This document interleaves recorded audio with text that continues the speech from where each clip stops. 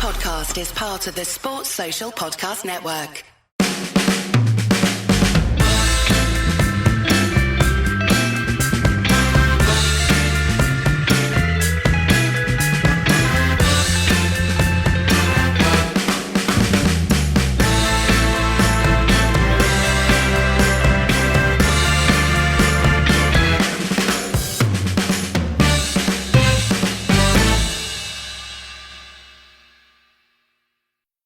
Well, we are top of the league. Say we are top of the league. We are. I mean, I think that's the definitive takeaway from Manchester United 0, Liverpool 0. Not top of the Women's League. No, we were top of both, which was good, but it was a tough loss against Chelsea in a very like exciting, highly contested, super dramatic game. Which actually, to be fair, even though it was a 0-0 draw, Liverpool versus United did sort of turn into a game in the second half. I think it's easy, when there's a really bad first half, you can sort of have it in your head after the game that the whole thing was stodgy. But actually, there's quite a lot of action and chances eventually. In the second half. Yeah, I mean, it was a hard 0-0 in the first half, wasn't it? And to be fair, I mean, I didn't see the interviews with Klopp and Solskjaer after the game, so I don't know what they said, but I'm sure Klopp said something along the lines of, we were the only team doing the attacking or something like that. I'm just going to guess, because he can be a bit like that, can't he, in games where teams sit back, and United did defend really, really deep for the entire game and couldn't really break out very often. There were a few half breaks, weren't there, but nothing that was really concrete. Some poor decision-making by Marcus Rashford and a couple of decent chances, but nothing, but one really good one in the second half. But in the end, United got what I guess Solskjaer was his baseline was keep the clean sheet and then see what happens from there. So, and see what happens from there. It was a reasonable strategy given the players that he put on the pitch. I mean, this was a game where it was actually our less good players that were the most crucial to United getting a decent result, because I thought that the back four pretty much all did their job. I think there was one moment where Lindelof got really badly turned. Gary Neville said there'd be a lot of United fans shouting Eric Bailly's name right now. But Luke Shaw continued his absolute resurgence of form. We're going to do some listener questions. We've got a lot of listener questions about Luke Shaw, which we can chat about later. But yeah, I thought the back four did their job pretty well. I thought McTominay did well off the ball. I haven't looked at the data. Fred, I might be like blinded by how bad he was with the ball for the most part. But in general, what I'm basically going to go on to say is that just Rashford was absolutely terrible. Bruno was absolutely terrible. Pogba was mostly absolutely terrible. And, it's very unlikely you're going to get a win when those three all play so badly in a game where the strategy is to hit them on the break, essentially. Well, yes, I think so. I mean, like, to go to your first point first, the defensive side of United's game was pretty decent. I mean, I guess they did what you'd have to do if you're going to pick Lindelof and Maguire, not by Ian Maguire, which is play very, because then the weakness of Lindelof is predominantly physical in the air, but secondary he can get turned and he's not quick on the turn, and Maguire's even slower. So and then, like, by sitting basically on their 6-yard line for most of the game, they negated those problems, and Liverpool aren't going to hit them in the air. And they did the basics of defending pretty well. Maguire, I thought, was pretty good throughout. No major errors. Shaw got forward. Wan-Bissaka did not, really. And what we expected before the game, which was Alexander-Arnold and Robertson pushing on and sort of overloading or creating an opportunity for the switch of play, did happen a lot in that first half, didn't it? And it felt like Liverpool had 12 men as a result, because they always had an outball. And United had one extra defender on the wrong side of the pitch all the time. But they were able to fashion more on the break in the second half. And I think, just especially in that first half, the use of the ball when breaking was particularly poor. Bruno was wasteful. Fred, very wasteful. Pogba was he wasn't wide left, which we kind of expected when we were talking before the game that he might be. He was actually to the right of a flat 3. So it was a sort of 4-3-1-2 formation. And he didn't get into the game until later in the game. There's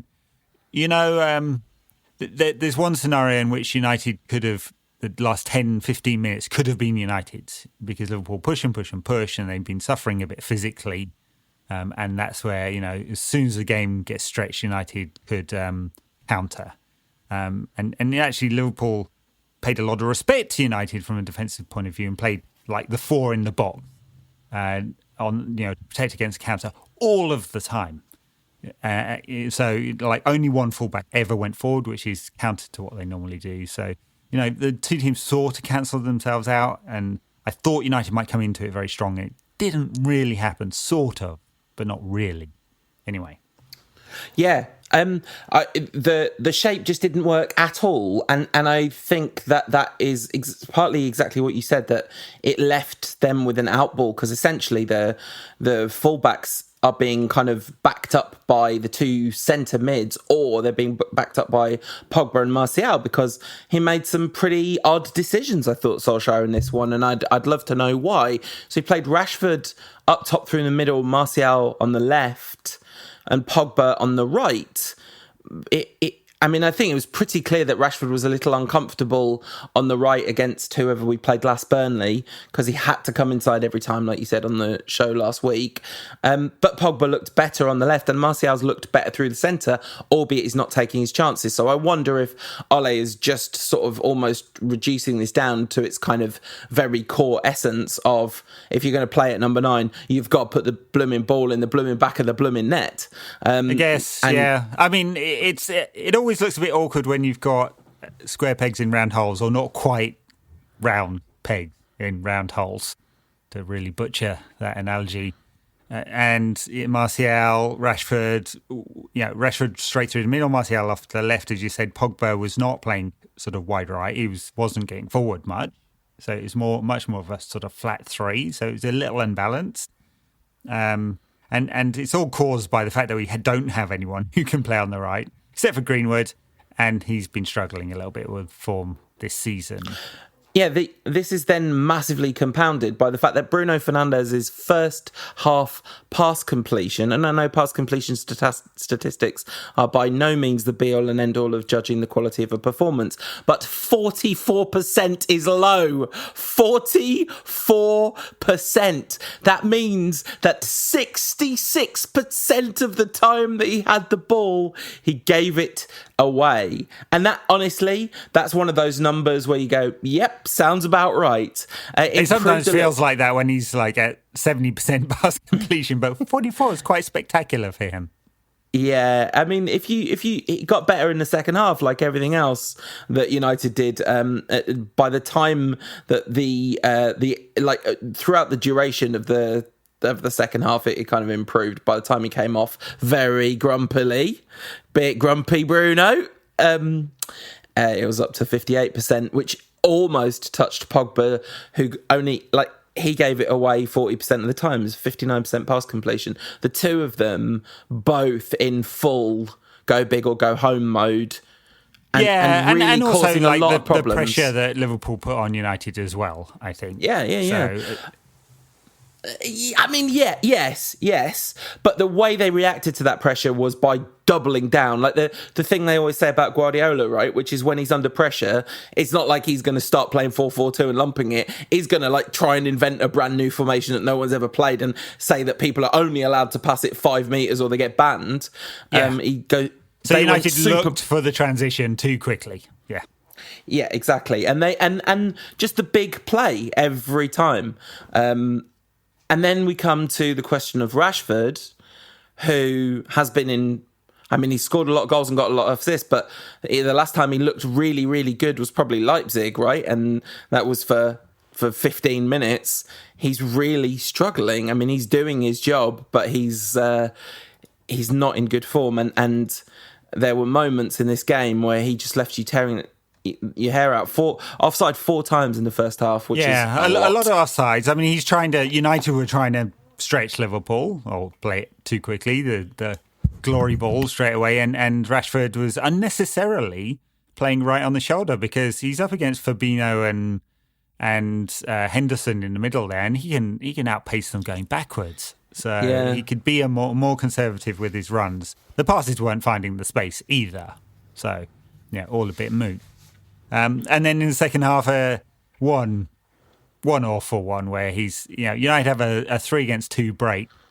He's through the middle, Cavani's to his left. And who was steaming up on the right? Was it Pogba steaming up on the right? Yeah. Yeah.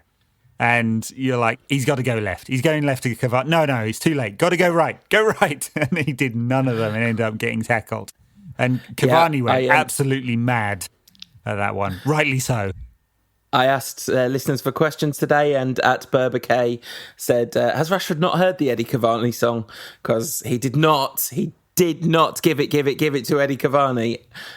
In fact, he ran it into a blind alley, which is the opposite of what you're meant to do in that situation. I was literally by that point shouting at my TV, get it right, get it right, get it right. No, that's not getting it right. If you want to know how I was doing in that moment, not good.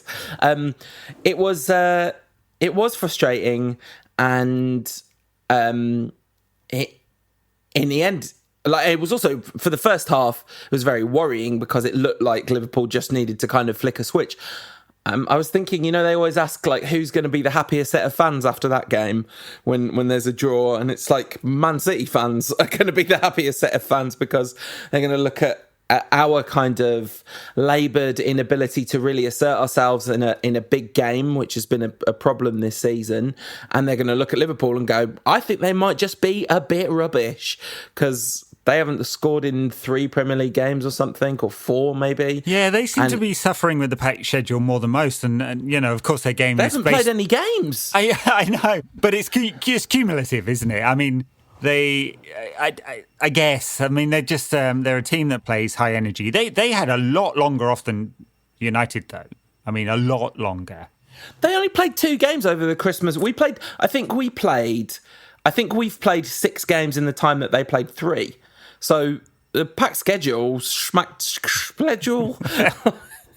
Yeah, good. Smooth. That's the kind of pro analysis that we get on this show. Yes, they just seem to be suffering this season, and I don't think it's the defensive side because their expected goals against has actually gone down since Virgil van Dijk was injured. Yeah, and maybe because they're changing their tactics as well to compensate. Yeah, and this is what a friend of mine was saying to me, that because Van Dijk's not there, they can't just send Alexander-Arnold and Robertson bombing up top, which now means that their lack of creativity in the midfield is really exposed, particularly now Fabinho's playing in the centre of defence. And this was the thing that you look at those 2 starting lineups and you think, we should just be going hell for leather here. No respect. We should have given them absolutely no respect. Although I guess it's also worth saying that their makeshift centre-backs did do a pretty good job. Fabinho is just a pretty good centre-back, isn't he? So, the defensive side of his game is very good. Yeah.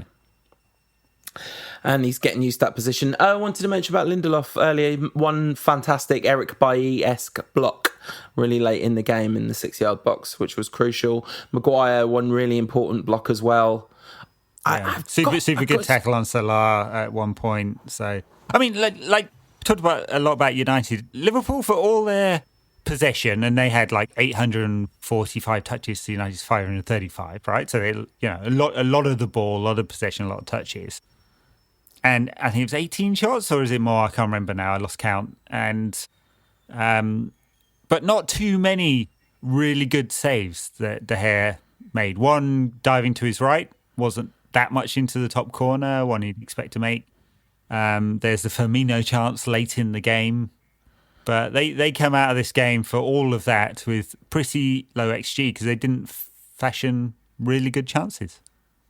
No, and United, I would say the biggest XG chance that Liverpool had was a Firmino one, which Maguire got the block in. But United's 2 biggest XG chances, I thought the 2 players didn't do as well as they should. Alisson got somehow got credit from Jamie Carragher for being the best goalkeeper in the league with a shot that went straight at him. Now we know how all the opposition fans felt about our De Gea shouts, because they always used to say that about him. The first one was a good save. The Bruno one, it was a good save with his foot, but Bruno, I mean, he didn't have a huge amount of space to aim at between the keeper and the defender. So I think that's why he kind of went a bit closer to the keeper, but a little bit of height on that might have made a big difference. The Pogba one, it looked like he'd maybe struck it sweetly enough to get it in at the near post, but it just was, in the end, it was just straight at him. And those were two pretty big chances. Yeah, I mean, both of them, difficult chance for Bruno, but close in. And then Pogba, he's gone for power there, and if he goes across the keeper on the near post, there's probably a very good chance he scores. Yeah, it's very, very frustrating in the end. And the other thing about that, it's not even, that game wasn't even like the story of the chances created by either side. United had lots of opportunities that they could have turned into chances created that they didn't. Lots of things that could have been pre-assists. Lots of play at the forward end of the middle third that didn't translate into doing anything decent in the final third, and that comes down to those individual performances. I actually thought Martial was hooked. I guess he, maybe struggling for fitness a little bit. I actually thought like his touch on the ball and his running with the ball, and indeed his pass selection and distribution was the best of the front four, really, in that first half. But yeah, so, I mean, City are now in a position where if they win both of their games in hand, they would be ahead of us by 1 point, I think. But still being top of the league after, last weekend when we went... we went top of the league at Burnley, didn't we? Last weekend, though, it was like we could get to the end of next Sunday and be top of the league. That would be massive. And, that result in and of itself, a bit like the Leicester game, the result in and of itself is fine. And maybe this does show how far we've come, being kind of really disappointed to go away from Anfield not having beaten them. Yes, I mean, look, disappointed because there were half chances and potential opportunities, and we know how good United can be on the break, and they weren't that good on the break. That's why we're disappointed. Yeah. But in the overall balance of play, I don't think you can say United deserved to win that game. Oh, no, definitely not. Not moral victors, other than in the general aspect of football when we're always morally victorious over Liverpool. What did you make? Because we didn't really talk about this. We mentioned what the shape was, but what did you make of Solskjaer's decision to put Pogba on the right, Martial on the left, and Rashford up front? Yeah, I mean, it's probably what you were saying earlier, that he's just I think it's two things. Who's in form, and I guess he feels that Martial's out of form. Otherwise, he'd have had Rashford down the left, where he'd always looks more dangerous. Although the breaks through the middle highlight the weakest part of a very good player, which is the consistency of his finishing. That's what I'm saying.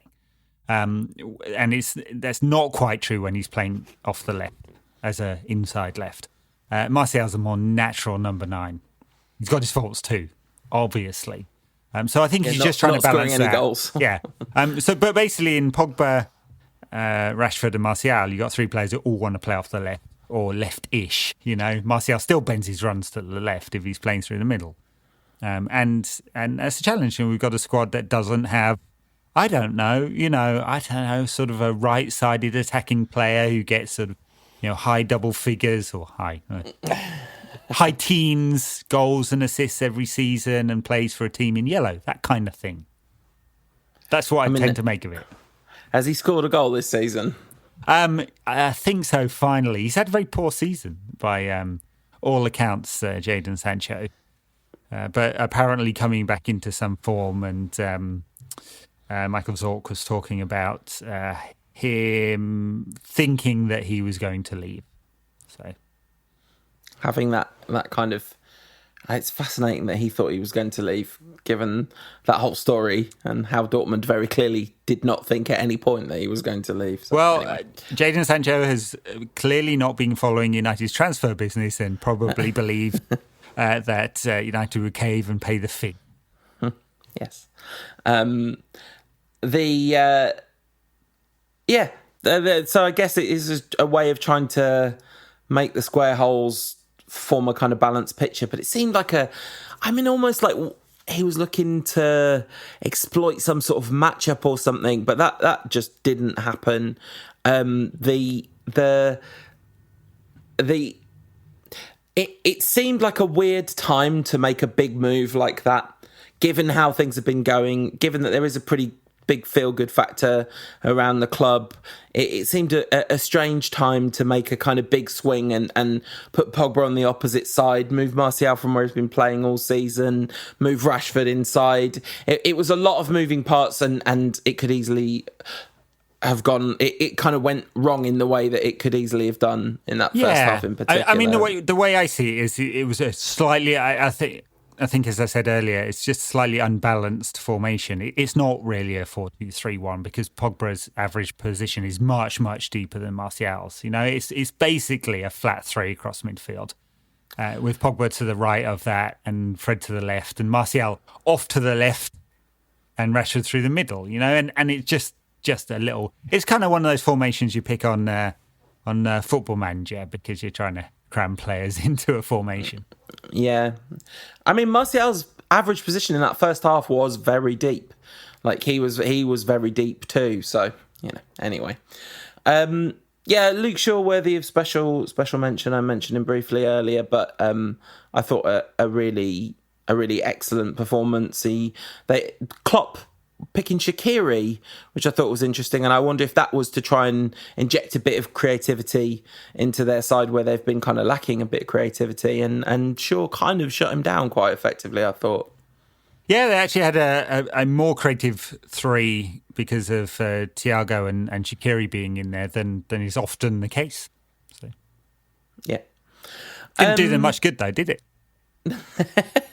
No, although they had a lot of shots in the first half, not to any great effect. It was interesting, Martin Tyler saying something like, Liverpool United have finally had their first shot on target in the second half. It's like Liverpool by that point had one shot on target, so, chill out, Martin Tyler. Martin Tyler making me one of the most awkward and annoying moments of commentary of the year, where he instigated a little Neville Carragher banter where he was like, I bet Jamie Carragher misplaced a lot of passes in those games, and then Neville went or scored an own goal, and then Tyler went now I was like, you started it, pal, coming around here with your now you can't having his cake and eating it at that point. In the Chelsea-Fulham game, Tyler was commentating on that one. He clearly lives near there because he was getting ribbed quite a bit by...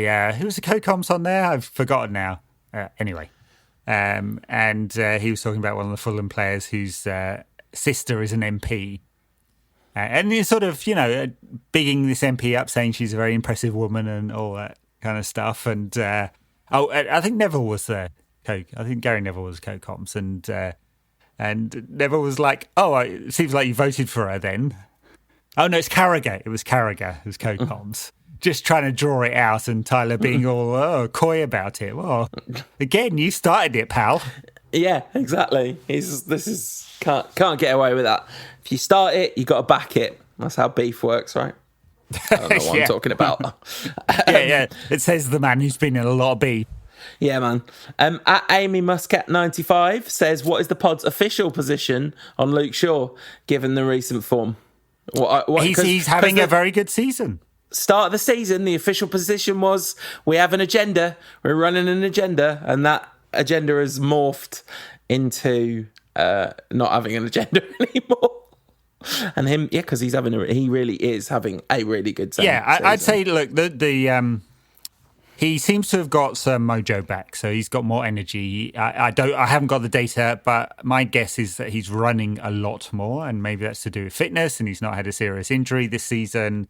He still has one assist in the league, which isn't a lot in 17 games or whatever it is. But if bringing Alex Telles in has given him that injection and a kind of, you could be out the side if you don't pick up, then great. Money well spent. Yeah. So I guess, is there anything more that you wanted to say about that Liverpool game? No, look, I think, we've got a set of fixtures coming up, which are, and take this with a pinch of salt, winnable. So Fulham and Sheffield United. Fulham actually playing some decent football, but, still. Sheffield United, yeah. Arsenal, Southampton, Everton, West Brom, right? That's the next 6 games. So there's a lot of points there. Yeah. There's a lot of points. We can, of course, Arsenal, Southampton, Everton, all banana skins. Well, Southampton and Everton. Banana skins. Yeah. Well, Arsenal had 3 wins on the bounce recently. So, of course. But we may well look, by the time all that's finished in sort of, end of February, and the Europa League has started up again, we may well look back on this point at Anfield as being a very well-won, hard-fought, good point. Absolutely. And, you were saying earlier, it's like the disappointment is a function of, what could have been rather than, like, what should have been, effectively. Yeah. One of the things is we didn't blow it. That point is a big deal, like getting a point rather than 0 and them getting only 1 rather than 3. This is a big point. It's a big point, potentially a big point. And, like, I guess we're in the title race? When does it start? Or is it 20 games into the season? Or is it 19? Because that's halfway. When is the... Well, look, if we beat Fulham on Wednesday... Yeah. And depending on how the other results go, maybe then we can say we're in a title race. Okay. Halfway stage, right? Halfway stage, you got to say. Okay. Yeah. Great. Well, I love it. Okay, I wanted to talk a little bit about the women's team just because I hardly ever end up watching them, and I watched most of the game against Chelsea. It was a really fun game. It was very disappointing because United went 1-0 down and fought so hard to get back into it. It was an absolutely superb goal from Lauren James. Check it out if you haven't seen it. She cuts inside 1-2 with I'm not sure who, and then with the Martial finish, right foot finish into the far corner, low down, no chance for the keeper, brilliant. But then within 2 or 3 minutes, conceded quite a sloppy goal, let them get in behind much too easily, and I think it was Sam Kerr who tucked it away. And, it was frustrating because in spite of the fact that you would say that this Chelsea team on paper, they have the best player in the world in the women's game, officially, and probably to a lot of people's reckoning unofficially too, who scored the opener, Penella Harder. Yep.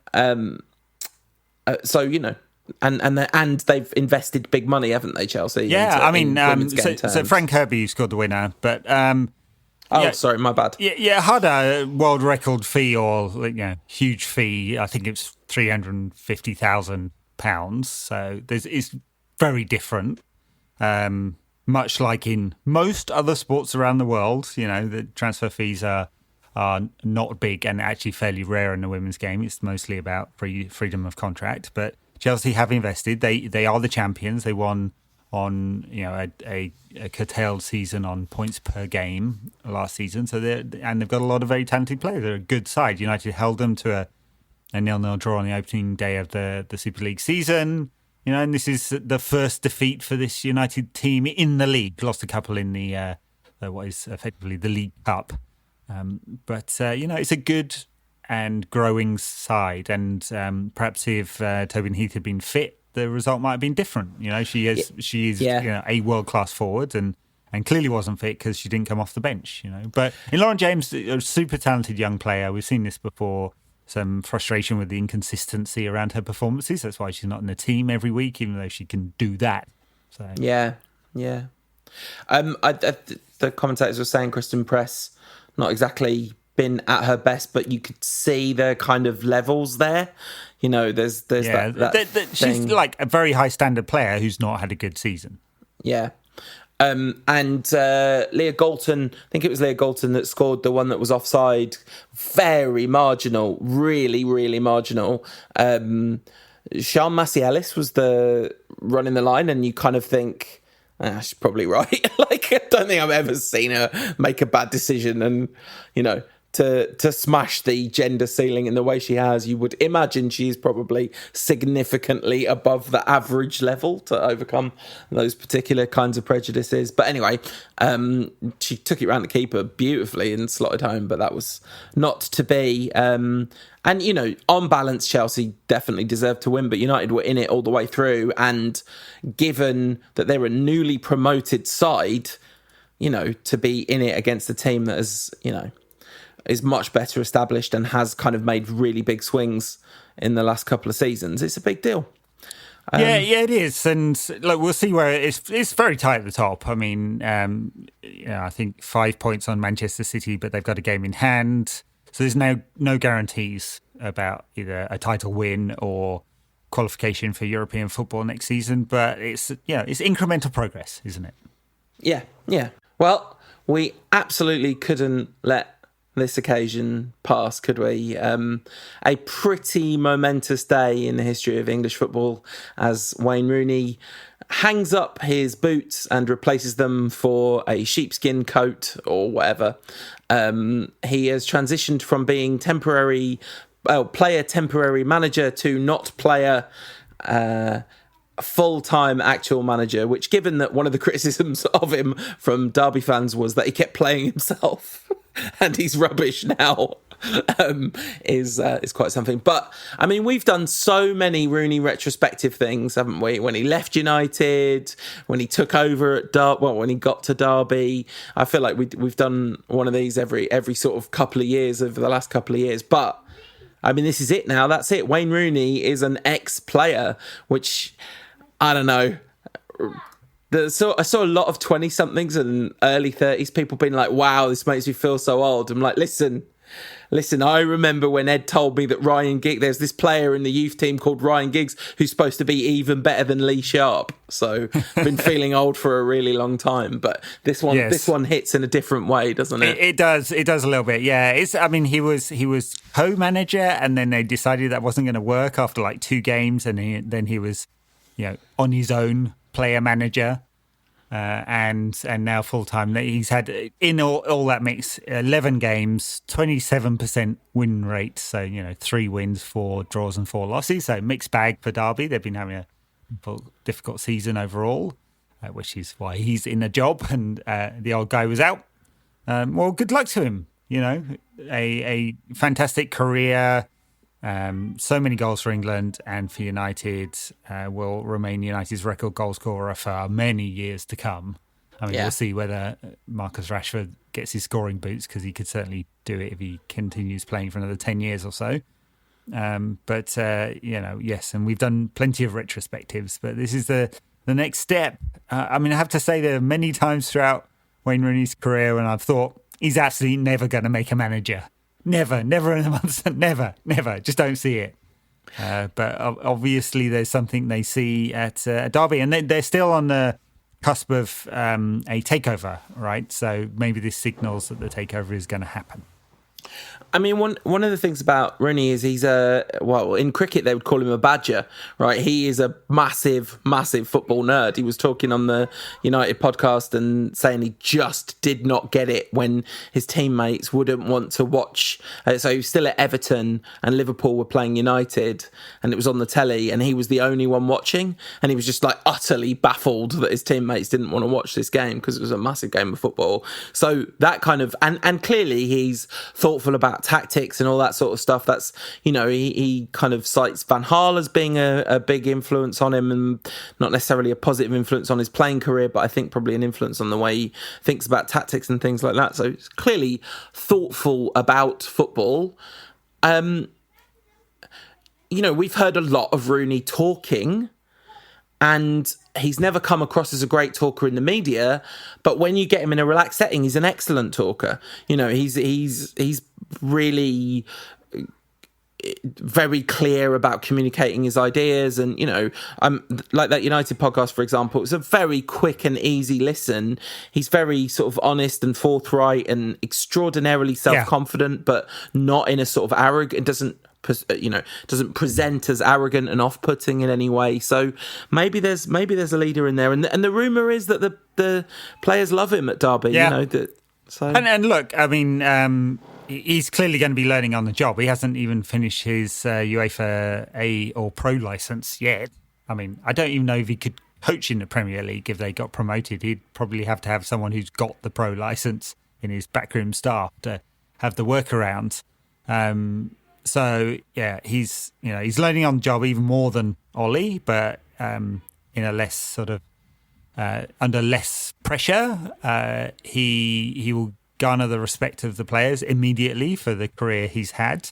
I think you're right. He does seem humble.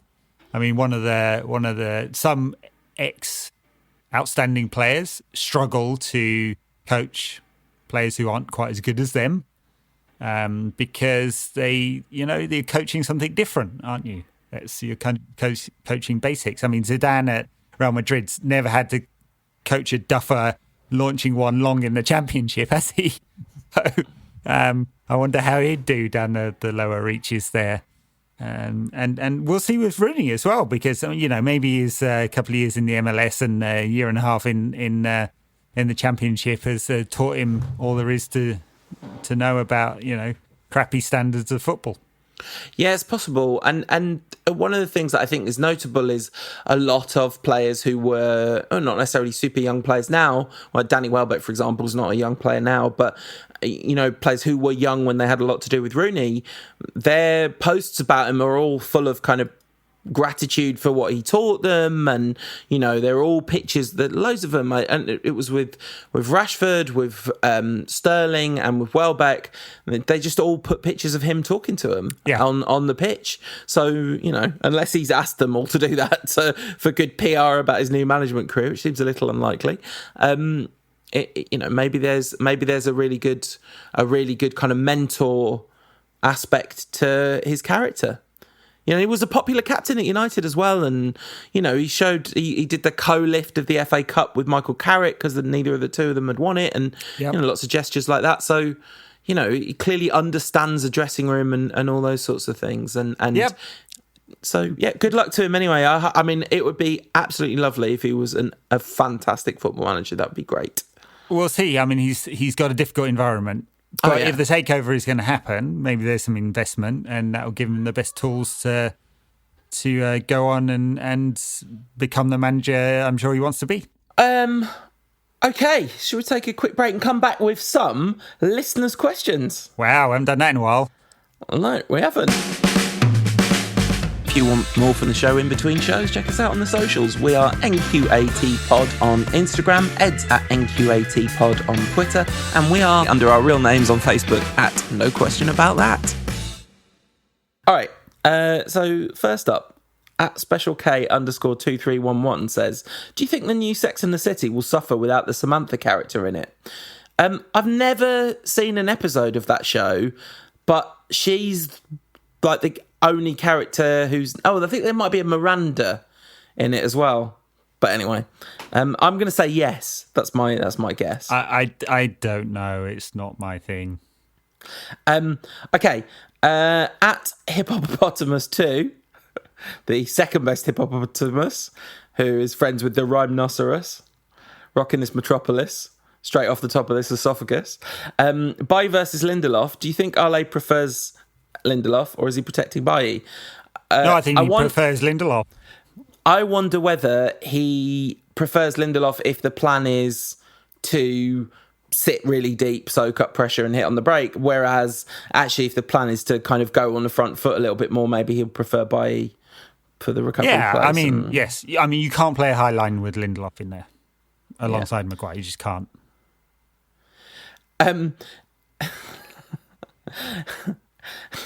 All right, this is a question that's funny for therapists. So sorry, everyone who's not a therapist.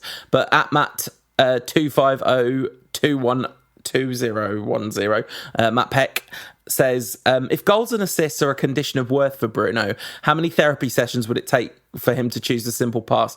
I think what's the truth of that is that the worth condition for Bruno is winning, and he is desperately trying to do the thing that's going to make his team win, but sometimes he wants it too much and doesn't trust that the people around him are equal to his level, so he tries too hard. And the number of therapy sessions would be a lot, and also you'd be in danger of messing with his mojo in the interim, although it would work out in the long run if he was working with someone who knew what they were doing.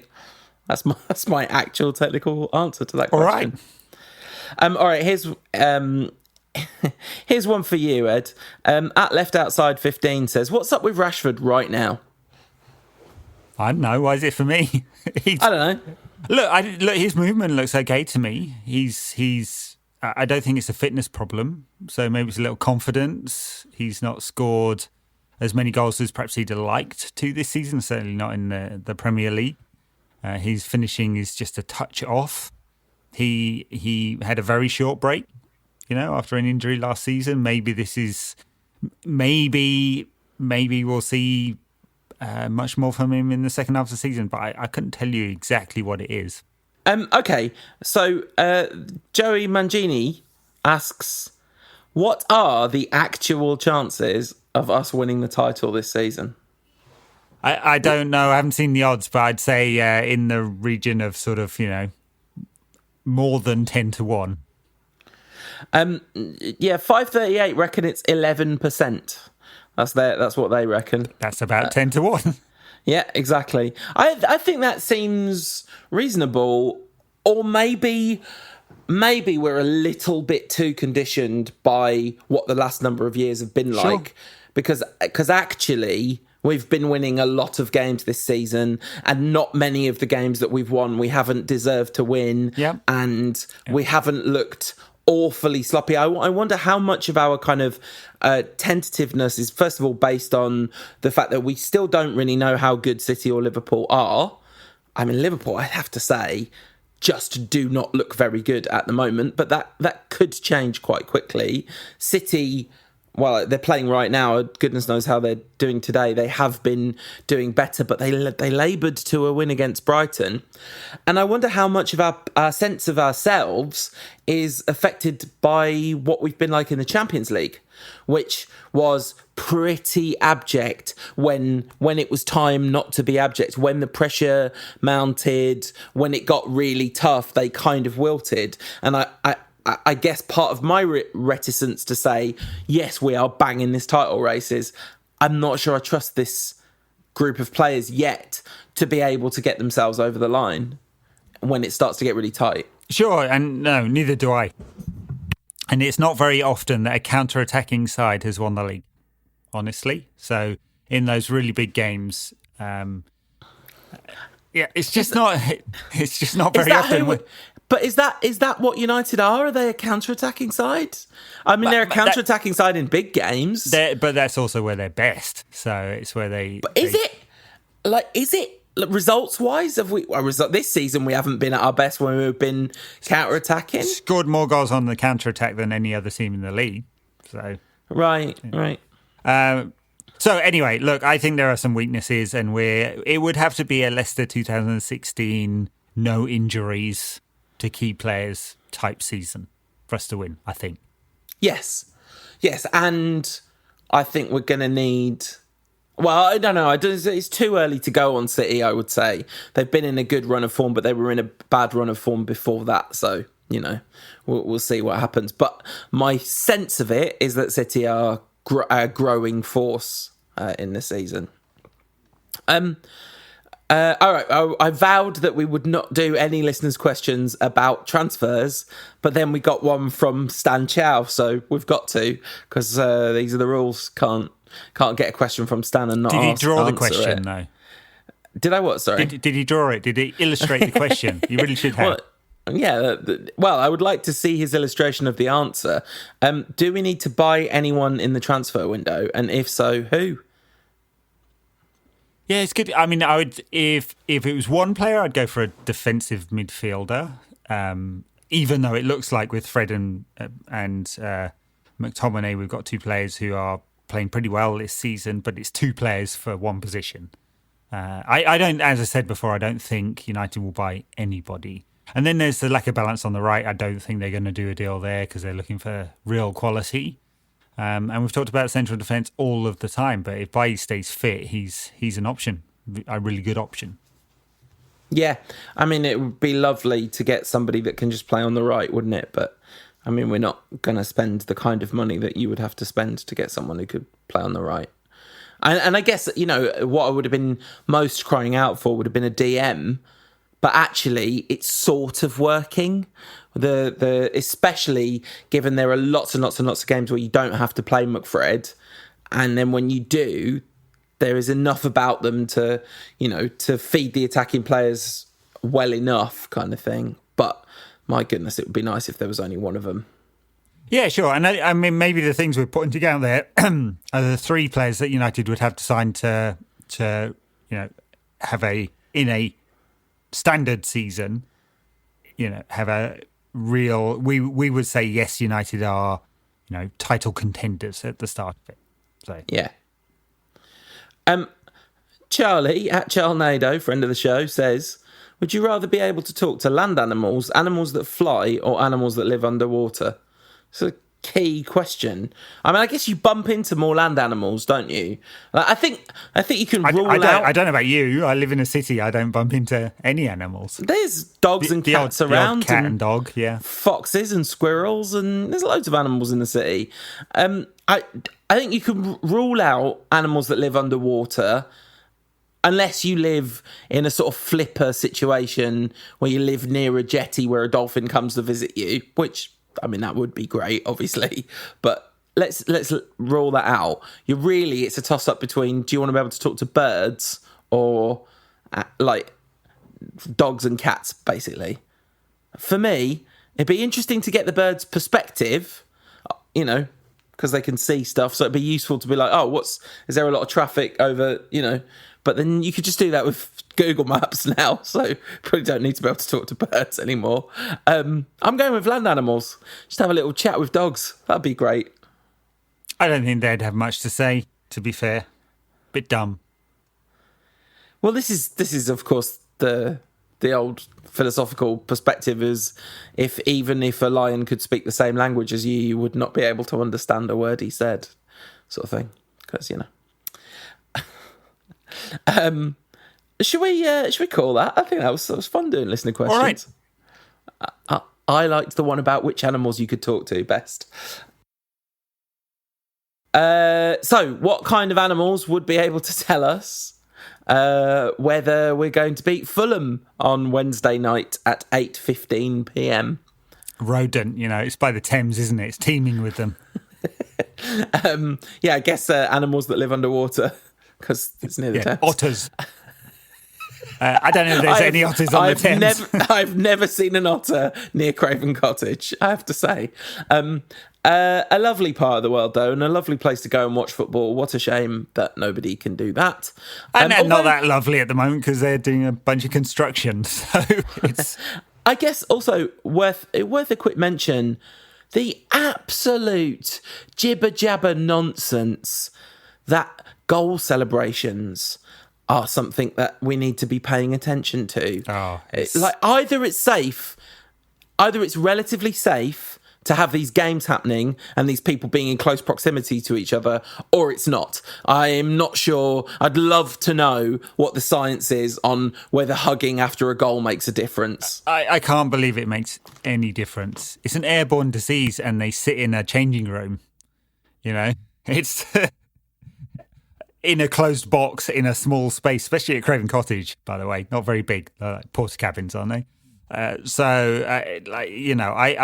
willing to bet, not being an epidemiologist, that it has absolutely no difference whatsoever if they shake hands and have a quick hug.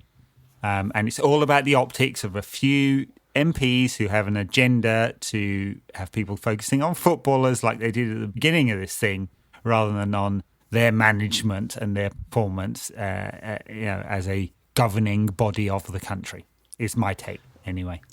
Yes, and has anyone ever regretted anything more than Matt Hancock saying footballers should get more involved? And just now, they just don't get to decide any policy without checking with Marcus Rashford first. That's right. There's an interesting interview in the Times with Jan Arge Fjortoft's son. He plays for Morton in Scotland, so he's not very good as a footballer. I think he's a centre-half.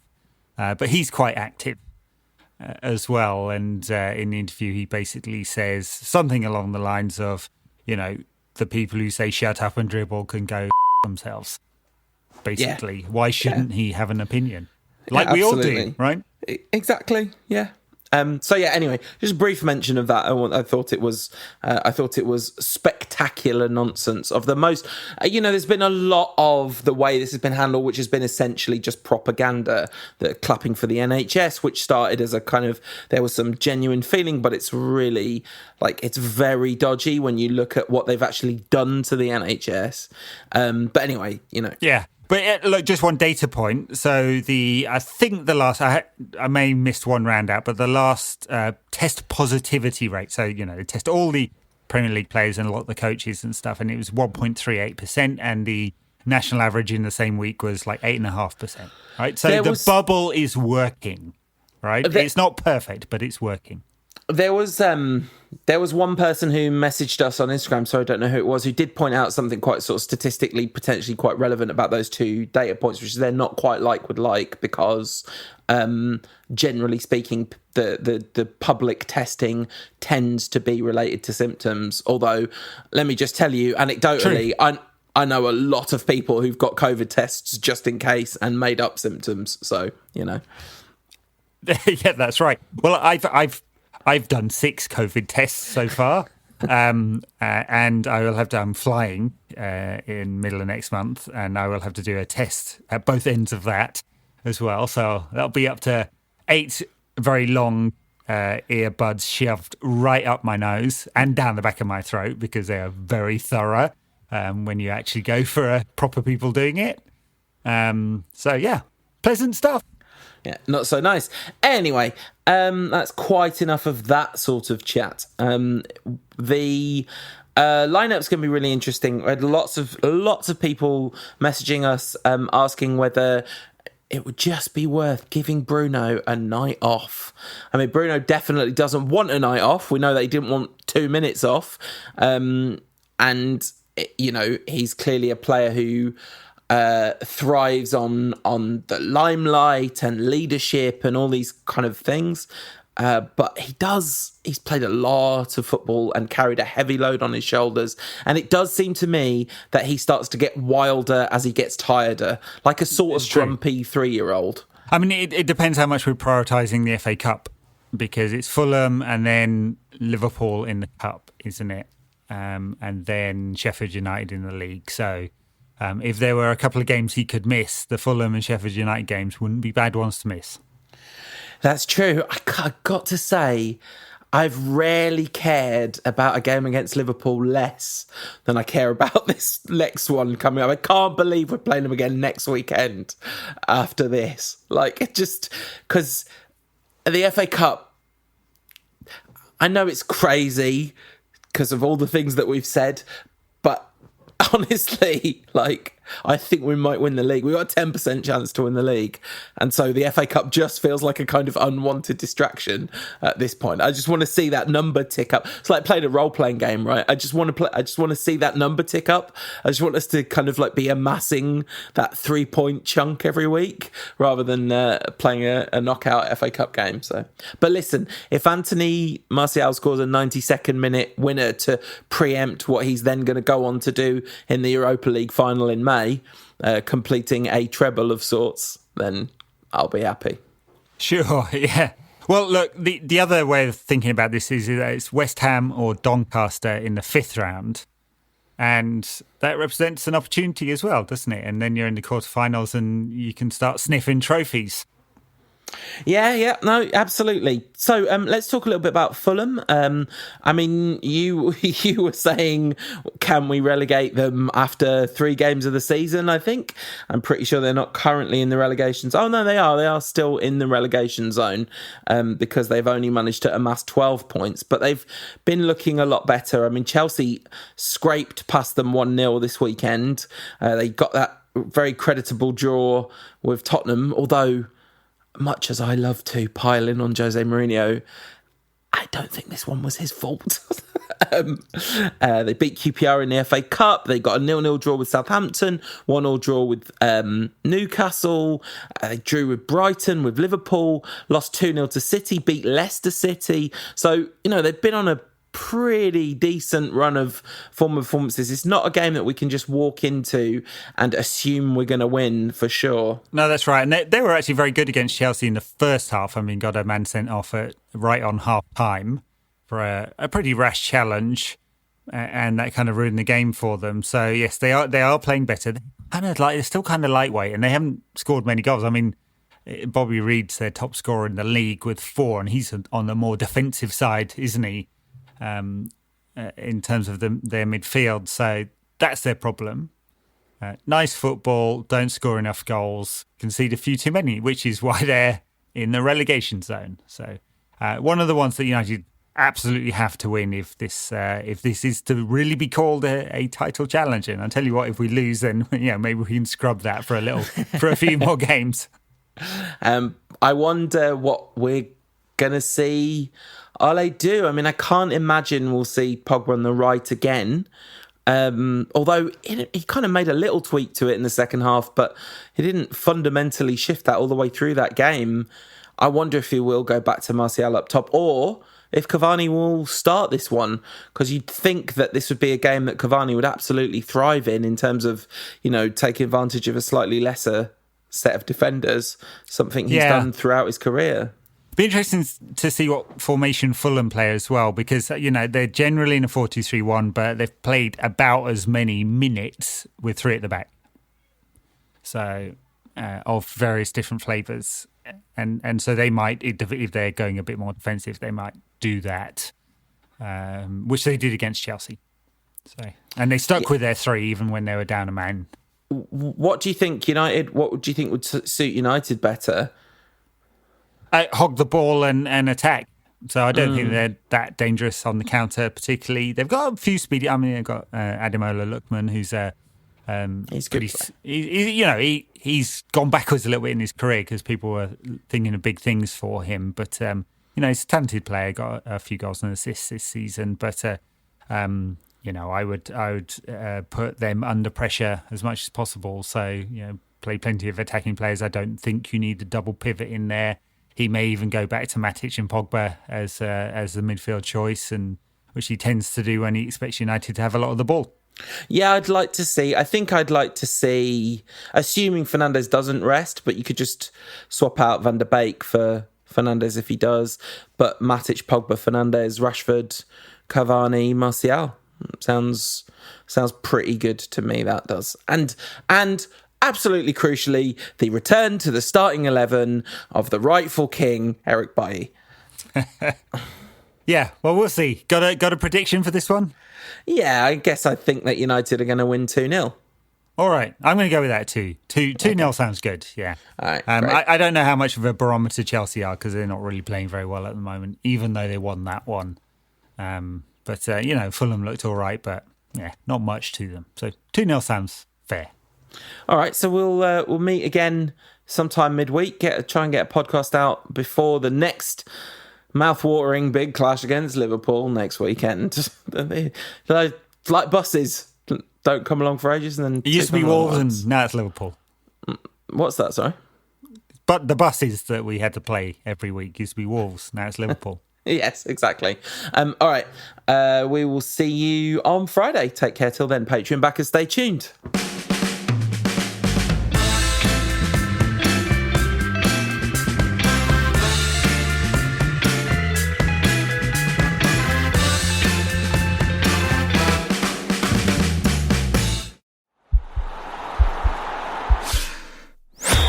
This podcast is part of the Sports Social Podcast Network.